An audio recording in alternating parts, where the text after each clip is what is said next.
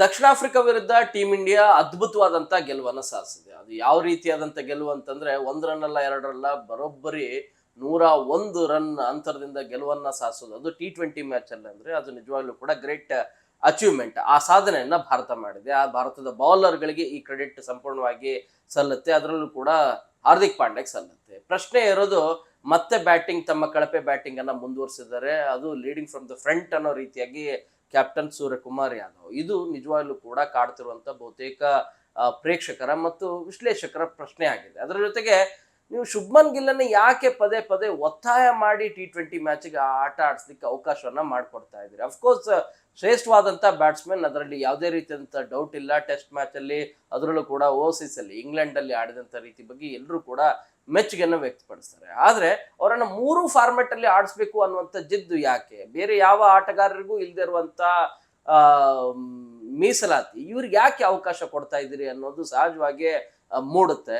ODI ಮತ್ತು test ಮ್ಯಾಚ್ಗಳಿಗೆ captain ಕೂಡ ಮಾಡಿ ಅವ್ರಿಗೆ ಒಳ್ಳೆ ಅವಕಾಶವನ್ನು ಕೂಡ ಕೊಡ್ತಾ ಇದ್ದೀರಿ ಸಾಲಿಡ್ ಆಗಿ. ಆದ್ರೆ ನಿಮಗೆ T20ಯಲ್ಲಿ ಯಾಕೆ ಅವಕಾಶವನ್ನ ಕೊಡಬೇಕು? ವೈಸ್ ಕ್ಯಾಪ್ಟನ್ ಆಗಿ ಕೊಡುವಂತ ಅವಶ್ಯಕತೆ ಏನು? ಬೇರೆ ವೈಸ್ ಕ್ಯಾಪ್ಟನ್ ಆಗ್ಲಿಕ್ಕೆ ಲಾಯಕ್ ಇದ್ದಿದ್ದಿಲ್ವಾ? ಯಾರು ಕೂಡ ಅರ್ಹತೆ ಇದ್ದಿಲ್ಲ ಅನ್ನುವಂಥ ಪ್ರಶ್ನೆ ಕೂಡ ಉದ್ಭವ ಆಗುತ್ತೆ. ಇಲ್ಲಿರುವಂತ ಪ್ರಶ್ನೆ ಅಂದ್ರೆ ಕ್ಯಾಪ್ಟನ್ ಮತ್ತು vice captain leading from the front ಅನ್ನೋ ರೀತಿಯಾಗಿ ಇಬ್ರು ಕೂಡ ಆಡಿದಂತ ರೀತಿ, ಆಡ್ತಿರುವಂತ ರೀತಿ, ಬ್ಯಾಟಿಂಗ್ ಪರ್ಫಾರ್ಮೆನ್ಸೇ ಇಲ್ಲ. ಬ್ಯಾಟಿಂಗ್ ಆವರೇಜ್ ನೋಡಿದ್ರೆ ಸೂರ್ಯಕುಮಾರ್ ಯಾದವ್ ಕಳೆದ 19 ಮ್ಯಾಚ್ ಅಲ್ಲಿ ಕೇವಲ 13 ರನ್ ಸರಾಸರಿಯಲ್ಲಿ ಆಡ್ತಾ ಇದ್ದಾರೆ.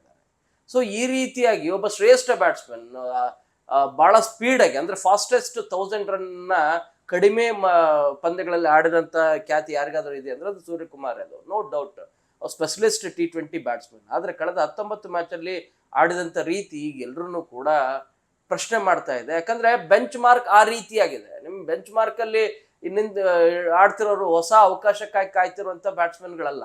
ಎಲ್ಲರೂ ಕೂಡ ನಿಮ್ ಸಂಜು ಸ್ಯಾಮ್ಸನ್ 3 ಸೆಂಚುರಿಯನ್ನ ಬಾರಿಸಿದಂತ ಶ್ರೇಷ್ಠ ಬ್ಯಾಟ್ಸ್ಮನ್, ಅವ್ರಿಗೆ ಅವಕಾಶ ಸಿಗ್ತಾ ಇಲ್ಲ. ಯಶಸ್ವಿ ಜೈಸ್ವಾಲ್ ಅವ್ರಿಗೂ ಕೂಡ T20ಯ ಸ್ಪೆಷಲಿಸ್ಟ್ ಬ್ಯಾಟ್ಸ್ಮನ್, ಅಗ್ರೆಸಿವ್ ಬ್ಯಾಟಿಂಗ್ಗೆ ಹೇಳಿ ಮಾಡಿದಂತ ಬ್ಯಾಟ್ಸ್ಮನ್, ಅವ್ರಿಗೂ ಕೂಡ ಅವಕಾಶ ಸಿಗ್ತಾ ಇಲ್ಲ. ಅದರ ಜೊತೆಗೆ ನಿಮ್ಮ ಋತುರಾಜ್ ಗಾಯಕ್ವಾಡ್ ODIಯಲ್ಲಿ 100 ಬಾರಿಸಿದ್ರು ಮತ್ತು T20ಯಲ್ಲಿ ಸಾಲಿಡ್ ಪರ್ಫಾರ್ಮೆನ್ಸ್, ಅದರಲ್ಲೂ ಕೂಡ IPL ಮ್ಯಾಚ್ ಅಲ್ಲಿ ಸಾಲಿಡ್ ಬ್ಯಾಟಿಂಗ್ ಮಾಡಿದಂತ ಅಂದ್ರೆ ಕನ್ಸಿಸ್ಟೆನ್ಸಿಯನ್ನು ತೋರಿಸಿದಂತ ಋತುರಾಜ್ ಗಾಯಕ್ವಾಡ್ ಅವ್ರಿಗೆ ಅವಕಾಶ ಸಿಗ್ತಾ ಇಲ್ಲ. KL ರಾಹುಲ್ ನನಗೆ T20ಯಲ್ಲಿ ಸಿಗ್ಬಹುದಾ ಅಂತ ಹೇಳಿ ವೇಟ್ ಮಾಡ್ತಾ ಇದ್ರು, ಆದ್ರೆ ಅವ್ರಿಗೂ ಕೂಡ ಅವಕಾಶ ಸಿಕ್ಕಿಲ್ಲ. KL ರಾಹುಲ್ ಮಾತ್ರ ಅಲ್ಲ, ರಿಷಬ್ ಪಂತ್ಗೂ ಕೂಡ ಅವಕಾಶ ಸಿಕ್ಕಿಲ್ಲ. ಹೀಗೆ ನೀವು ಯೋಚನೆ ಮಾಡ್ತಾ ಹೋದ್ರೆ ಮತ್ತೊಂದು ಟೀಮನ್ನೇ ನೀವು ಟೀಮ್ A, ಟೀಮ್ B ಅಂತ ಹೇಳಿ ಮಾಡ್ಬೋದು. ಅಷ್ಟು ಅದ್ಭುತವಾದಂತ ಬ್ಯಾಟರ್ಸ್ಗಳಿದ್ದಾರೆ. ಆದ್ರೆ ನೀವು ಎಷ್ಟು ಅವಕಾಶವನ್ನ ಕೊಡ್ತೀರಿ? ಒಬ್ಬ ಕ್ಯಾಪ್ಟನ್ ಆಗಿ ಅದ್ಭುತವಾದಂತ ಬ್ಯಾಟಿಂಗ್ ಮಾತ್ರ ಮಾಡೋದು ಅದನ್ನೊಂದು ಬಿಟ್ಟು ಇನ್ನುಳಿದೆಲ್ಲ ಇದರಲ್ಲೂ ಕೂಡ ವಲಯದಲ್ಲೂ ಕೂಡ ರಂಗದಲ್ಲೂ ಕೂಡ ತುಂಬಾ ಚೆನ್ನಾಗೇ ಮಾಡ್ತಾ ಇದ್ದಾರೆ. ಆ ಮೂಲಕ ಇಂಡಿಯಾ ಅತಿ ಹೆಚ್ಚು ಮ್ಯಾಚ್ಗಳನ್ನ ಗೆಲ್ಲಕ್ಕೂ ಕೂಡ ಅವಕಾಶವನ್ನ ಮಾಡಿಕೊಟ್ಟಿದ್ದಾರೆ. ಆ ಕ್ರೆಡಿಟ್ ಎಲ್ಲ ಅಫ್ಕೋರ್ಸ್ ಕ್ಯಾಪ್ಟನ್ಗೆ ಹೋಗ್ಬೇಕು, ಸೂರ್ಯಕುಮಾರ್ ಯಾದವ್ಗೆ. ಆದ್ರೆ ಆಸ್ ಅ ಬ್ಯಾಟರ್ ಆಗಿ ನೀವು ಪರ್ಫಾರ್ಮೆನ್ಸ್ ಕೂಡ ತುಂಬಾ ಇಂಪಾರ್ಟೆಂಟ್ ಅಲ್ವಾ? ಆ ಪರ್ಫಾರ್ಮೆನ್ಸ್ ಬರದೇ ಇದ್ರೆ ಏನ್ ಮಾಡ್ಬೇಕು ಅನ್ನೋ ಪ್ರಶ್ನೆ ಸಹಜವಾಗಿ ಮೂಡುತ್ತೆ. ಒಂದ್ ವೇಳೆ ಇದೇ ರೀತಿಯಾದಂತ ಪರ್ಫಾರ್ಮೆನ್ಸ್ ಮುಂದುವರೆದ್ರೆ ಯಾಕೆ ಆಡಿಸ್ಬೇಕು? ಅವ್ರಿಗೂ ಕೂಡ ಬೆಂಚ್ ಮಾರ್ಕ್ ಅಲ್ಲಿ ಉಳಿಸಿ ಅವ್ರನ್ನ ಬೇರೆಯವ್ರಿಗೆ ಅವಕಾಶ ಕೊಡ್ಬೇಕಲ್ವಾ? 2 ಮ್ಯಾಚ್ 3 ಮ್ಯಾಚ್ ಚೆನ್ನಾಗಿ ಆಡ್ಲಿಲ್ಲ ಅನ್ನೋ ಕಾರಣಕ್ಕಾಗಿ ನೀವು ಸಂಜು ಸ್ಯಾಮ್ಸನ್ ಹೊರಗಿಡ್ತೀರಿ, ಯಶಸ್ವಿ ಜೈಸ್ವಾಲ್ಗೆ ಅವಕಾಶವನ್ನ ಕೊಡೋದಿಲ್ಲ, ಋತುರಾಜ್ ಗಾಯಕ್ವಾಡ್ಗೆ ಅವಕಾಶನೇ ಸಿಗೋದಿಲ್ಲ. ಈ ರೀತಿ ಇದ್ದಾಗ ನೀವು ಕಂಟಿನ್ಯೂಸ್ ಆಗಿ 19 ಮ್ಯಾಚ್ಗಳನ್ನು ಕೂಡ ಅವಕಾಶವನ್ನ ಮಾಡಿಕೊಟ್ಟು ನೀವು ಒಂದು ಟಾಪ್ ಇನ್ನಿಂಗ್ಸ್ ಬಂದಿಲ್ಲ ಅನ್ನೋದಾದ್ರೆ ಸೂರ್ಯಕುಮಾರ್ ಯಾಕೆ ಬೇಕು ಅನ್ನೋದು ಸಹಜವಾಗಿ ಕೇಳುವಂತ ಪ್ರಶ್ನೆ. ಇನ್ನು ಶುಭ್ಮನ್ ಗಿಲ್ ಬಗ್ಗೆ ಅಂತೂ ಬಹಳಷ್ಟು ಪ್ರಶ್ನೆಗಳು, ಬಹಳಷ್ಟು ಟೀಕೆಗಳು ಉದ್ಭವ ಆಗ್ತಾ ಇದೆ. ಅದರಲ್ಲೂ ಕೂಡ ಕೋಚ್ ಗೌತಮ್ ಗಂಭೀರ್ ಅದ್ ಯಾಕೆ ಅವರನ್ನ ಫೋರ್ಸಬಲಿ ಆಡಿಸ್ತಾ ಇದ್ದಾರೆ ಅನ್ನೋದ್ರ ಬಗ್ಗೆ ಬಹುಶಃ ಕೋಚ್ ಗೌತಮ್ ಗಂಭೀರೇ ಉತ್ತರವನ್ನ ನೀಡಬೇಕಾಗಿದೆ. ಯಾಕಂದ್ರೆ ಟೆಸ್ಟ್ ಮ್ಯಾಚ್ ಅಲ್ಲಿ ಸಾಲಿಡ್ ಬ್ಯಾಟಿಂಗ್ ಮಾಡಿದ್ರು. ಇಂಗ್ಲೆಂಡ್ ಅಲ್ಲಿ ಓವರ್ಸೀಸ್ ಅಲ್ಲಿ 100 ಕಂಟಿನ್ಯೂ 100 ಅನ್ನ ಹೊಡೆದಿರೋದು ಅಷ್ಟು ಸುಲಭದ ಮಾತೇನಲ್ಲ. ಅದ್ಭುತವಾದಂತ ಬ್ಯಾಟಿಂಗ್. ಆದ್ರೆ 3 ಫಾರ್ಮೆಟ್ ಅಲ್ಲಿ ಶುಭ್ಮನ್ ಗಿಲ್ ಅನ್ನ ಆಡಿಸ್ಲೇಬೇಕಾ? ಯಾಕೆ ಆಡಿಸ್ಬೇಕು?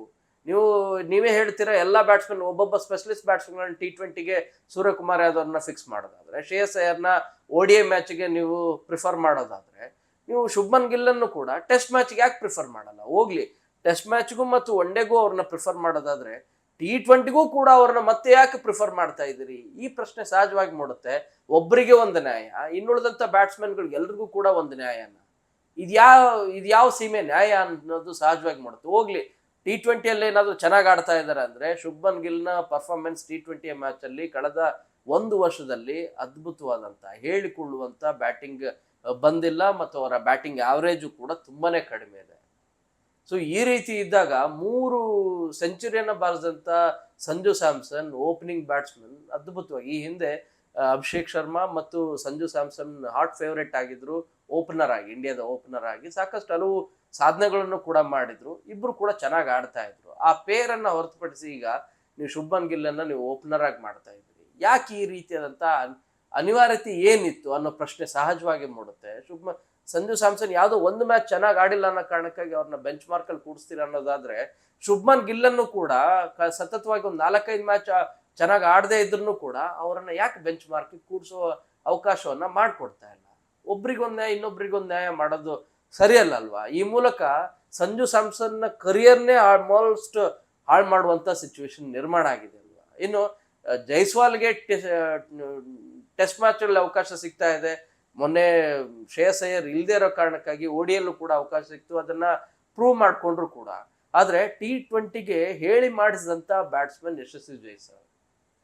ಯಶಸ್ವಿ ಜೈಸ್ವಾಲ್ಗೆ ಅವಕಾಶ ಸಿಗ್ತಾ ಇಲ್ಲ ಟೀಮ್ 11 ಅಲ್ಲಿ. ಟೀಮ್ 15 ಅಲ್ಲೂ ಕೂಡ ಅವರ ಹೆಸರನ್ನು ಕೂಡ ಆಡ್ ಮಾಡದೇ ಇರುವಂತ ಸಿಚುವೇಶನ್ ನಿರ್ಮಾಣ ಆಗಿದೆ. ಅಂದ್ರೆ ಇಂಡಿಯಾದ ಬ್ಯಾಟಿಂಗ್ ಲೈನಪ್ ಮತ್ತು ಸ್ಪೋರ್ಟ್ಸ್ಮನ್ಗಳು ಎಷ್ಟು ಜನ, ಬಾಲಿಂಗ್ ಲೈನಪ್ ಇರ್ಬೋದು, ಆಲ್ರೌಂಡ್ ಲೈನಪ್ ಇರ್ಬೋದು, ಎಷ್ಟು ಡೆಪ್ತ್ ಇದೆ ಅನ್ನೋದು ಬಹುಶಃ ಪ್ರತಿಯೊಬ್ಬರಿಗೂ ಕೂಡ ಗೊತ್ತಾಗತ್ತೆ. ಆದ್ರೆ ಪರ್ಫಾರ್ಮೆನ್ಸ್ ಬೇಸ್ ಮೇಲೆನೆ ನಾವು ಆಯ್ಕೆ ಮಾಡ್ತೀವಿ ಅನ್ನುವಂತ ಟೀಮ್ ಇಂಡಿಯಾದ ಸೆಲೆಕ್ಟರ್ಸ್ ಈ ಪ್ರಶ್ನೆಗಳಿಗೆ ಉತ್ತರವನ್ನ ನೀಡ್ಬೇಕಲ್ವಾ? ಈ ಪ್ರಶ್ನೆಗಳ ಎಲ್ಲವನ್ನು ಕೂಡ ಅವರು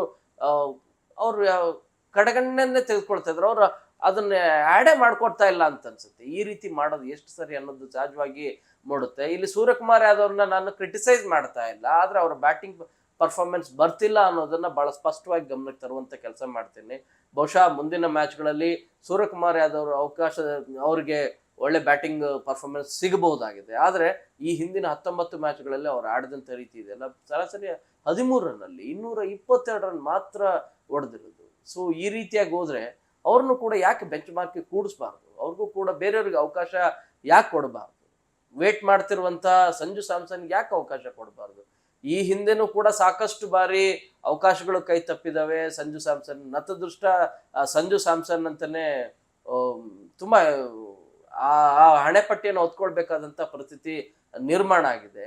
captain leading from the front ಅನ್ನೋ ರೀತಿಯಾಗಿ ಕ್ಯಾಪ್ಟನ್ ಮತ್ತು ವೈಸ್ ಕ್ಯಾಪ್ಟನ್ನೇ ಈ ರೀತಿಯಾಗಿ ಬ್ಯಾಟಿಂಗ್ ಅನ್ನ ಮಾಡದೇ ಇದ್ರೆ ಅವರನ್ನ ಯಾಕೆ ನೀವು ಆ ಟೀಮ್ ಇಂಡಿಯಾ T20 ಸ್ಕ್ವಾಡ್ ನಲ್ಲಿ ಅವ್ರನ್ನ ಆಡ್ ಮಾಡ್ತೀರಿ? ಅವ್ರನ್ನ ಕೂಡ ಕೆಳಗಡೆ ಇಟ್ಟು ಬೆಂಚ್ ಮಾರ್ಕ್ ಅಲ್ಲಿ ಕೂರಿಸಿ ಇವ್ರಿಗೆ ಅವಕಾಶ ಕೊಡಿ, ತಪ್ಪೇನಿದೆ? ಸೂರ್ಯಕುಮಾರ್ ಯಾದವ್ರಿಗೂ ಕೂಡ ಅಷ್ಟೇ, ಶುಭ್ಮನ್ ಗಿಲ್ಗಂತೂ ನಿಜವಾಗ್ಲೂ ಕೂಡ ಫೋರ್ಸಬಲಿ ಯಾಕೆ ನೀವು 3 ಫಾರ್ಮೆಟ್ ಅಲ್ಲಿ ಆಡಿಸ್ಬೇಕು ಅನ್ನೋಂಥ ಜಿದ್ದು ಆಟಕ್ಕೆ ಯಾಕೆ ಮಾಡ್ತಾ ಇದ್ರಿ? ಈ ಪ್ರಶ್ನೆಗಂತೂ ಉತ್ತರ ಸಿಗ್ತಾ ಇಲ್ಲ. ನಿಜವಾಗ್ಲೂ ಕೂಡ ಟೀಮ್ ಇಂಡಿಯಾದಲ್ಲಿ ಈಗ ಒಳ್ಳೊಳ್ಳೆ ಪ್ರತಿಭೆಗಳು ಎಲ್ಲೋ ಕೂಡ ಬರ್ತಾ ಇದ್ದಾರೆ. ಆದ್ರೆ ಸೂರ್ಯವಂಶಿ ಅನ್ನೋ ರೀತಿಯಾದಂತ 14 ಹರೆಯದ ಹುಡುಗ ಯಾವ ರೀತಿಯಾಗಿ ಆಡ್ತಿದೆ ಅಂತ ನೋಡಿದ್ರೆ ಬಹುಶಃ ಈಗ ಅವ್ನು ಕೂಡಲೇ ತಗೋಬೇಕು ಅನ್ನೋ ರೀತಿಯಾದಂತ ಬ್ಯಾಟಿಂಗ್ ಅನ್ನ ಮಾಡ್ತಾ ಇದ್ದಾನೆ. ಸೊ ಅಭಿಷೇಕ್ ಶರ್ಮಾ ಏನು ಕಡಿಮೆ ಏನಿಲ್ಲ, ಅವ್ನು ಕಂಟಿನ್ಯೂಸ್ ಆಗಿ ಪರ್ಫಾರ್ಮೆನ್ಸ್ ಇರೋದ್ರಿಂದ ಅಭಿಷೇಕ್ ಶರ್ಮಾ ಉಳ್ಕೊಂಡಿರೋದು. ಇಲ್ಲದೇ ಇದ್ರೆ ಅವರನ್ನು ಕೂಡ ಬೆಂಚ್ ಮಾರ್ಕ್ ಕೂಡಿಸುವಂತ ಎಲ್ಲ ಅವಕಾಶಗಳಿದ್ವು. ಆ ಕೆಲಸವನ್ನು ಕೂಡ ಟೀಮ್ ಇಂಡಿಯಾದ ಸೆಲೆಕ್ಟರ್ಸ್ ಮತ್ತು ಕೋಚ್ ಗೌತಮ್ ಗಂಭೀರ್ ಮಾಡ್ತಾ ಇದ್ರು. ಪರ್ಫಾರ್ಮೆನ್ಸ್ ಬೇಸ್ ಮೇಲೆ ಅನ್ನೋ ರೀತಿ ಇದ್ದಾಗ ಕ್ಯಾಪ್ಟನ್ ಮತ್ತು ವೈಸ್ ಕ್ಯಾಪ್ಟನ್ಗೂ ಕೂಡ ಇದು ಅನ್ವಯ ಆಗ್ಬೇಕಲ್ವಾ? ಅನ್ವಯ ಆಗಲ್ಲ ಅನ್ನೋದಾದ್ರೆ ಇದು ಯಾವ ನ್ಯಾಯ? ಉತ್ತರ ಸಿಗ್ಬೇಕು. ಇದು ಸಹಜವಾಗಿ ಜನರು ಕೇಳ್ತಿರುವಂತ, ಅದರಲ್ಲೂ ಕೂಡ ಕ್ರಿಕೆಟ್ ಅಭಿಮಾನಿಗಳು, ಯಾಕಂದ್ರೆ ಭಾರತದಲ್ಲಿ ಕೋಟ್ಯಂತರ ಅಭಿಮಾನಿಗಳು, ಬಾಲ್ ಟು ಬಾಲ್ ನೋಡುವಂತ ಅಭಿಮಾನಿಗಳಿದ್ದಾರೆ ಈಗಲೂ ಕೂಡ.